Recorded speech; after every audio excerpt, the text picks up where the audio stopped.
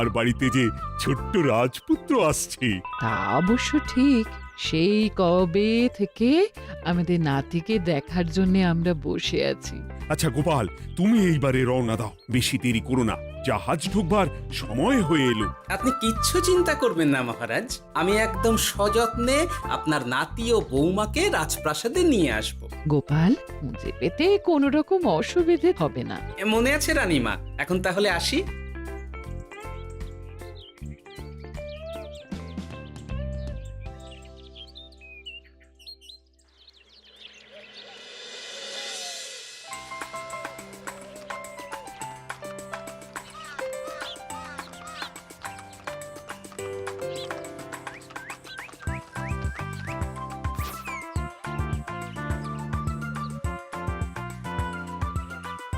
এসো এসো বৌমা, এসো।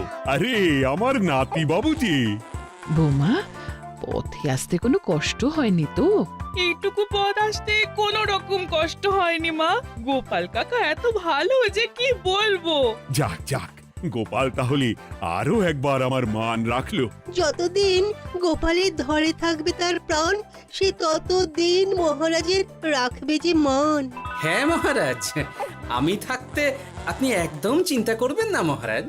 বেশ বেশ বেশ। আমি তাহলে এখন আসি, কেমন? আরে আরে, কোথায় যাচ্ছ গোপাল? একেবারে মধ্যাহ্ন ভোজনটাও সেরে যাও। ও, ভোজনের ব্যবস্থা আছে?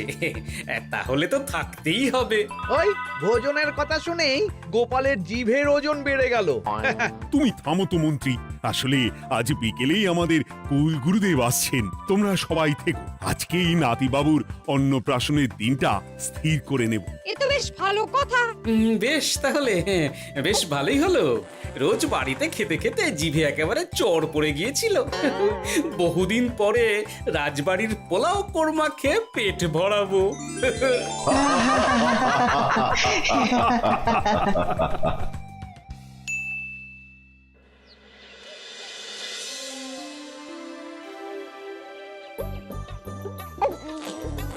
বাহ, তোদের নাতির তো ঢের উন্নতি হবে রে, খুব প্রতিপত্তি হবে, নাম যশ সব হবে, কোনো চিন্তা নেই।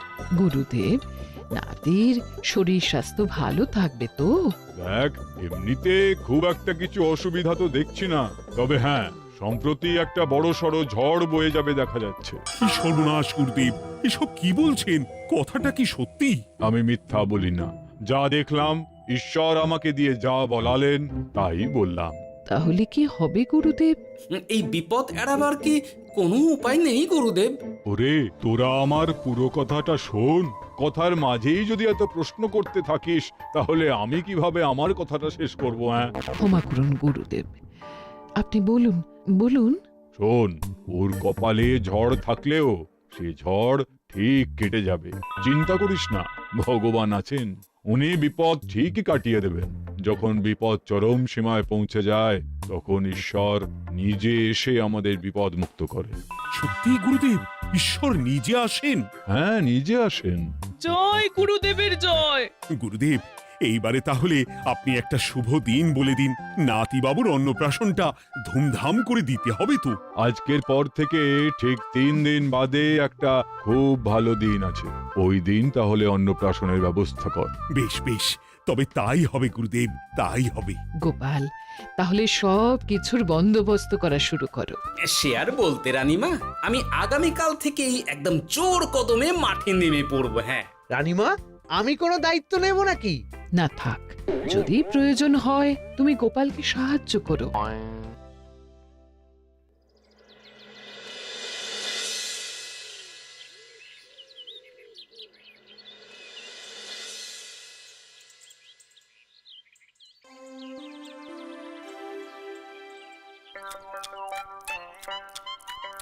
অপূর্ব হয়েছে রান্নাগুলো। সুযোগ পেয়েছে, একেবারে 3 দিনের খাওয়া খেয়ে নিচ্ছে।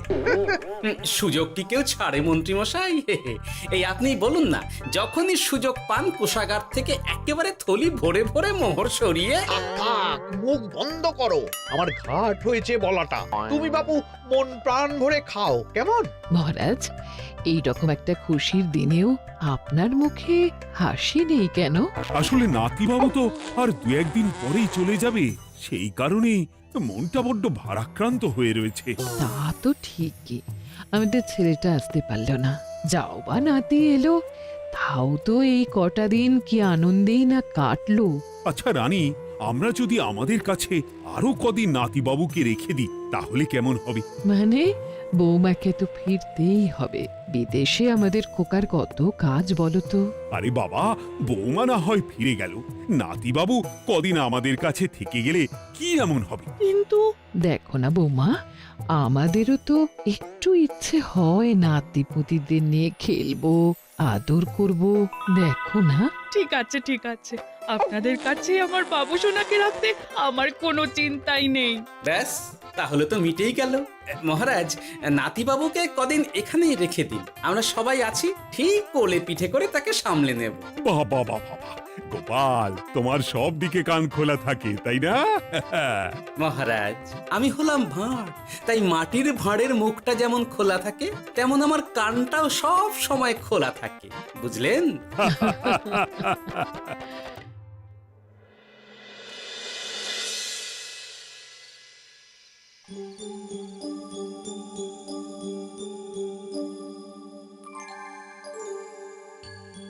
কি ব্যাপার মহারাজ, আপনি এখনো শোননি কেন? শরীর খারাপ করছে নাকি?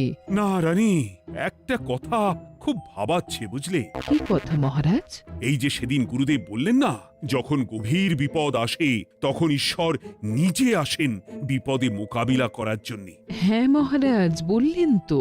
আচ্ছা, ঈশ্বর কি বিপদে সত্যি নিজে আসেন? কিন্তু তিনি নিজে তো বিশাল শক্তিধর, ক্ষমতাবান, তাহলে তিনি নিজে না এসে অন্য কাউকে পরিস্থিতির মোকাবিলা করতে পাঠান না কেন? মহারাজ, ঈশ্বর কখনো কখনো নিজেই হয়তো আসেন, অথবা কখনো কারো দ্বারা বিপদ খণ্ডন করেন। ব্যাপারটা খুবই সহজ মহারাজ। না না, কিন্তু আমার মনে হয়। মহারাজ, আপনার কি মনে হয় আমি জানি না, তবে আমার যা মনে হয় আপনাকে বলেছি। আগামীকাল একবার সভাসদদের প্রশ্নটা করতে হবে, দেখি তারা কি বলে। আগামীকাল সকালে আবার বৌমা ফিরে যাবে।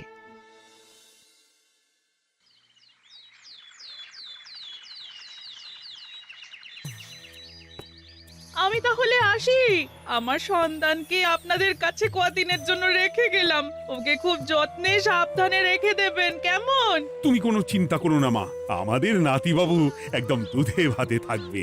কদিন একটু দেশের মাটিটা চিনে নিক, তারপর না হয় আবার বিদেশে পাড়ি দেবে। এই বলো সোনা।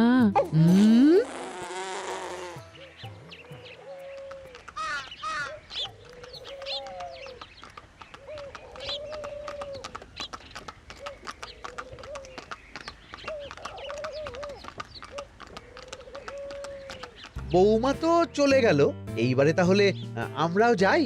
আজকেও নিশ্চয়ই বৌমার ফিরে যাওয়া উপলক্ষে রাজসভা বন্ধ থাকবে। ভুলেও এই সব কথা ভেবো না মন্ত্রী, চলো এইবারে সবাই রাজসভায় চলো, তোমাদেরকে একটা খুবই গুরুত্বপূর্ণ প্রশ্ন করব। সেরেছে, মহারাজ আবার কি প্রশ্ন করবেন ভগবান জানে। সবাই রাজসভায় এসো।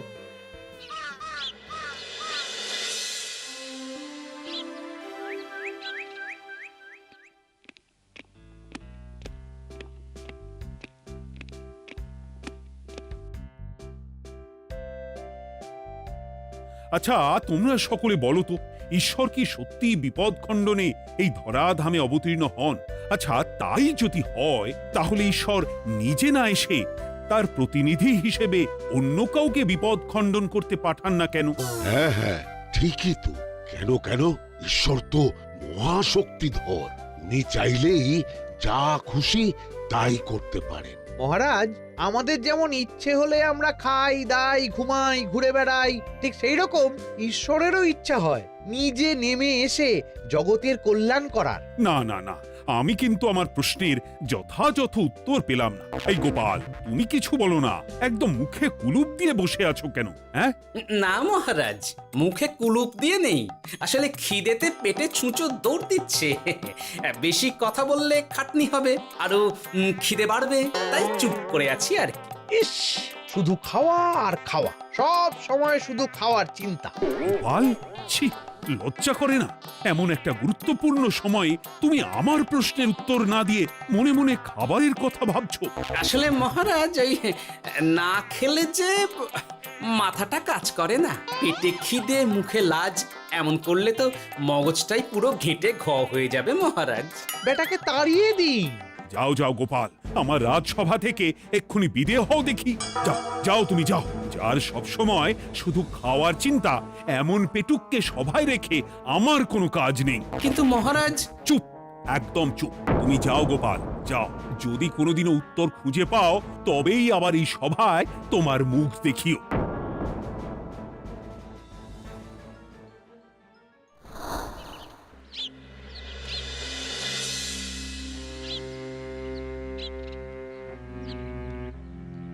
মহারাজ যে এমন সামান্য কারণে আমায় রাজসভা থেকে বার করে দেবেন ভাবতেও পারিনি। এখন কি যে করি, একে তো মাসের শেষ, সংসারে তুমুল টানাটানি। এক কাজ করি বরং, গিন্নিকে নিয়ে কদিন শ্বশুর বাড়ি চলে যায়, কদিন পায়ের উপরে পা তুলে আরাম করে আয়েশ করে দিন কাটাবো। হ্যাঁ, তাই করি।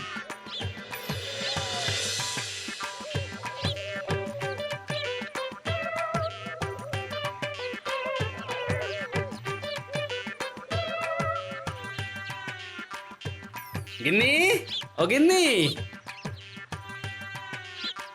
বলছি কি, ওই শিগগিরই তল্পি তল্পা গুছিয়ে তোমার বাপের বাড়ি চল। এই কটা দিনের জন্য দুজনে ঘুরে আসি, বুঝলে? কি ব্যাপার?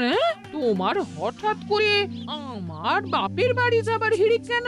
কিছু মতলব আছে নাকি? আমি না তোমার স্বামী? তুমি আমাকে এইভাবে বেমক্কা মতলববাজ বলতে পারলে? হ্যাঁ, কোথায় আমি তোমার কথা ভেবে কথাটা বললাম, আর তুমি কি না আমায় স্বামী না স্বামী কে জানে? এই গত 3 মাস ধরে বাপের বাড়ি যাওয়ার কথা বলছি, তুমি তো তখন কানেই নিচ্ছিলে না, এখন হঠাৎ? আচ্ছা আচ্ছা, বুঝেছি বুঝেছি, অনেক ঝগড়াঝাটি হয়েছে, এইবারে তল্পি তল্পা গুছিয়ে চলো, মেলা সময় বয়ে যাচ্ছে। কি এক্ষুনি যাবে নাকি? সন্ধে হয়ে এলো তো। এই সন্ধে হয়ে এলো তো কি হয়েছে, চলো চলো চলো, শিগগিরই চলো। ঠিক আছে, আমি প্রস্তুত হচ্ছি। তুমি তাহলে একখানা গরুর গাড়ি ডেকে আনোগে, যাও যাও। আরে মিছিমিছি গরুর গাড়ি রাখবো কেন? আরে বাবা, আমরা হেঁটে যাব, হেঁটে। কি বলছো? এতটা রাস্তা বনের মধ্যে দিয়ে আমরা হেঁটে যাব? হ্যাঁ, শোনো গিন্নি, ওই বাতের ব্যথায় না হাঁটাটা বেশ ভালো, বুঝলে? চলো চলো, দেখবে কোনো রকম অসুবিধে হবে না। হ্যাঁ, আমি তো আছি নাকি? হ্যাঁ,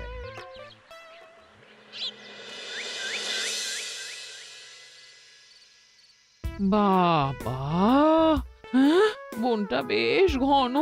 বলি, এই সময়ে এই বনের মধ্যে দিয়ে কেউ হেঁটে যায়? মেলা গজগজ না করে চুপচাপ এসো দেখি। ও মা গো, বাবা গো, বাবা গো, কি লাগাটাই না লাগলো গো। আরে, তোমার থেকে আমার বেশি লেগেছে, যাখানা ধাক্কা মারলে। কি করবো? গিন্নি আমায় ধাক্কা মেরে ফেললো বটে, কিন্তু আজ আমি মহারাজের প্রশ্নের যথাযথ উত্তর পেয়ে গেলাম। বেড়াল ছানাটিকে বাঁচাতে কোনো কিছু না ভেবেই কিভাবে বেড়ালটা ওই বাঘা কুকুরটার দিকে তেড়ে গেল। হ্যাঁ, তার মানে বিপদে পড়লে সন্তানকে বাঁচাতে না, আমাকে এক্ষুনি একবার রাজপ্রাসাদে যেতে হবে, রানীমার সঙ্গে কথা বলতে হবে। আরে আরে আরে আরে, ওদিকে কোথায় চললে গো? ওদিকে তো তোমার শ্বশুর বাড়ি নয়? আরে বাবা, আমার নয়, তোমার শ্বশুর বাড়ির দিকেই আবার যাচ্ছি, বুঝলে?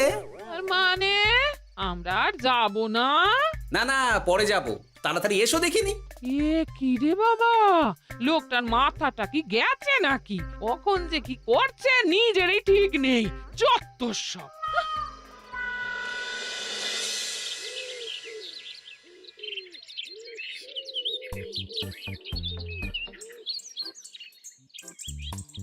আরে গোপাল দাদা, তুমি এখন কি ব্যাপার গো? আমি একটু রানীমার সঙ্গে দেখা করতে চাই, খুব দরকার। কিন্তু এখন তো সকলে ঘুমাচ্ছে, তাই আমি তো এখন তোমাকে ঢুকতে দিতে পারবো না। আরে অযথা কথা না বলে পথ ছাড়ো, ভিতরে ঢুকতে দাও। গোপাল দাদা, তুমি এই সময় ওই ঢোকার জন্য অহেতুক জেদ করো না। তাছাড়া আমি যতদূর জানি তোমায় তো মহারাজ তাড়িয়ে দিয়েছিলেন। তাহলে আবার বহাল হব, চিন্তা করো না, দয়া করে এখন ঢুকতে দাও। গোপাল দাদা, আহ পেয়াদা, এই এই কি ব্যাপার? এত হইচই কিসের? কি হয়েছে? রানীমা, আমি আপনার সঙ্গে একটু কথা বলতে চাই, বিশেষ দরকার আছে। এসো এসো, ভেতরে এসো। তাহলে মহারাজকে তোমার পরিকল্পনা মতো বাইরে নিয়ে যেতে পারলেই উনি ওনার প্রশ্নের উপযুক্ত জবাব পেয়ে যাবেন, বলছো? সে ব্যাপারে আপনি 100% নিশ্চিত থাকুন রানীমা। এখন আপনি শুধু আমার পরিকল্পনা অনুযায়ী মহারাজকে নৌকা বিহারে যেতে রাজি করান, তারপর কি হয় সেটা আপনি নিজেই সচক্ষে প্রমাণ পেয়ে যাবেন। তোমার উপরে আমার অগাধ আস্থা গোপাল। ঠিক আছে, তুমি যেমনটা বললে ঠিক ওইভাবেই আমি নৌকা বিহারের ব্যবস্থা করছি। রানীমা, দেখবেন এই পরিকল্পনাটা যাতে কোনোভাবেই পাঁচকান না হয়, তাহলে কিন্তু সব ভেস্তে যাবে। নিশ্চিন্তে থাকো গোপাল, কিচ্ছু হবে না, নিশ্চিন্তে থাকো।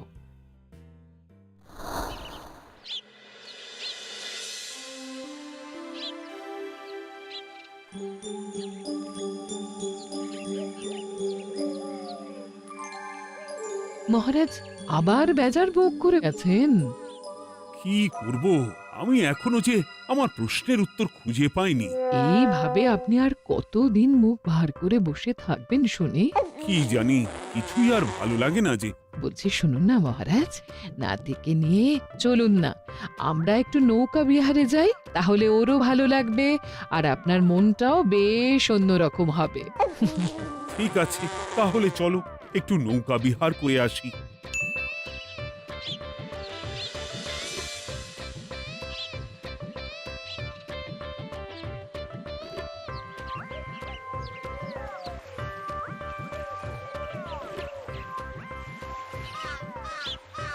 এই তো মহারাজ, আসুন আসুন, সে কখন থেকে আপনার জন্য অপেক্ষা করছি। এ কি গোপাল, তুমি এখানে? কি ব্যাপার?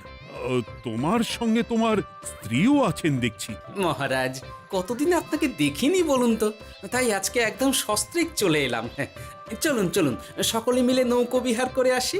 কিন্তু আমি তো তোমাকে তাড়িয়ে দিয়েছিলাম, তারপরেও তুমি। মহারাজ, অনেক তো হয়েছে, এখন এসব কথা ছেড়ে নৌকোতে টুকুস করে উঠে পড়ুন দেখি। কিন্তু মহারাজ অযথা দেরি করবেন না, চলুন উঠে পড়ুন।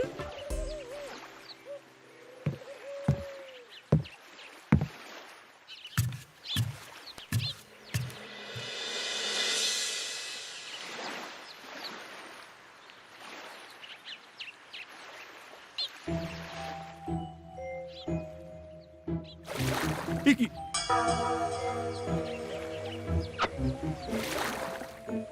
এই নাও, দেখো দেখো, ও কোনো সাড়া শব্দ করছে না কেন? সারা শব্দ করবেন না মহারাজ। মানে এসব কি বলছো? এই পুটুলির ভেতরে তো আপনার নাতি নেই, এখানে নাতির বদলে রয়েছে একখানা খেলার পুতুল। এসব কি বলছো তুমি? এইটা যদি পুতুলি হয় তাহলে আমার নাতিবাবু কোথায়? হ্যাঁ, আপনার নাতি এইখানে একদম সুরক্ষিত অবস্থাতেই আছে। যাক বাবা, আমি যে কি ভয় পেয়ে গেছিলাম তার কি বলবো। কিন্তু রানী, তুমি আমার সঙ্গে হঠাৎ কেন এমন ছলনা করলে? হ্যাঁ, আমার কথাই মহারাজ। কেন? আসলে আমি আপনাকে এই ঘটনার মধ্যে দিয়ে আপনার প্রশ্নের আসল উত্তরখানা দিতে চেয়েছিলাম, তাই। গোপাল, কি বলতে চাইছো একটু খুলে বলো তো। আপনি জানতে চেয়েছিলেন যে ঈশ্বর যেহেতু বিশাল ক্ষমতাধর, তাই সন্তানের বিপদে তিনি নিজে না এসে অন্য কাউকেও তো তার প্রতিনিধি হিসাবে বিপদটা কাটাতে পাঠাতে পারেন। হ্যাঁ, কিন্তু তার সঙ্গে এই ঘটনার কি সম্পর্ক শুনি? মহারাজ, পুতুলটি যখন জলে পড়ে গেল তখন আপনি সেটিকে নিজের নাতি ভেবেই একবারও কারুর জন্য অপেক্ষা না করে নিজের প্রাণের তোয়াক্কা না করে নাতিবাবুকে রক্ষা করলেন। মহারাজ, আমরা ঈশ্বরের মানব সন্তান। ঈশ্বর আমাদের সকলের হৃদয়ের ভিতরে বসবাস করেন। তাই বিপদ হলেই তিনি ছুটে আসেন, কখনো নিজে, আবার কখনো বা কোনরূপ প্রতিনিধি মারফত। তাই ভবিষ্যতে আর কোনোদিনও ঈশ্বর সম্পর্কিত কোনরূপ সংশয় মনে রাখবেন না, কেমন?